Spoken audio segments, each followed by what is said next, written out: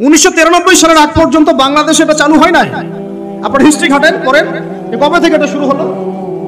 1993 সালে ওই সময় একটা পত্রিকা ছিল, সম্ভবত তার নাম জয় জয় দিন, নাম শুনছেন?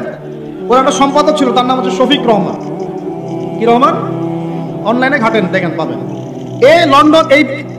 লন্ডনে থাকতো, ওখানে পড়াশোনা করছে, ওখানকার কৃষ্টি কালচার শিখে এসে 1993 সালে প্রথম বাংলাদেশের মাটিতে এইভাবে ঢাকঢোল পিটায় এই বিশ্ব ভালোবাসা দিবস চালু করা হয়, যার মধ্য দিয়ে এই কাজগুলো এখন হচ্ছে।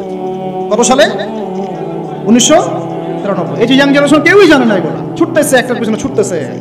আমাদের ইয়াংদের মূল প্রবলেম এটা, একটা সামনে কিছু দেখলে দৌড় দেওয়া শুরু করো, আর দাঁড়াও রে ভাই, দেখো এটা কার, কোথেকে আসছে, এর সাথে আমাদের কোনো সম্পর্ক আছে কিনা, এটা আমাদের সংস্কৃতি কিনা, এটা করলে আল্লাহ আবার আমাকে ধরবে কিনা, রাসূল আবার আমার উপর রাগ হবে কিনা কিয়ামতের মাঠে, আমার আমল নামে আবার গোনা জমাবে কিনা, এগুলো হিসাব আমি কেমন করে দিব, চিন্তা করতে হবে না? তুমি তো ভাই মুসলিম পরিবারের যুবক, মুসলিম পরিবারের যুবতী, তোমাদের দ্বারা তো আশা করা যায় না। অন্যরা করে করুক, সেটা না হয় আলাদা বিষয়, আমরা ওগুলো দেখতেও চাই না কে কি করে। 1993 এটা বাংলাদেশে আসে, আবার বাংলাদেশে আবার ডাবল জাহেলিয়াত আসছে। কিরকম? যেটা আবার অন্য কান্ট্রিতে আসে নাই। বাংলাদেশে এই দিনে আবার আরো একটা দিবস একসাথে, ওটার নাম পহেলা ফাল্গুন। কি নাম বলেন? এই দুইটা মিলে এখন উদযাপন হবে কালকে থেকে।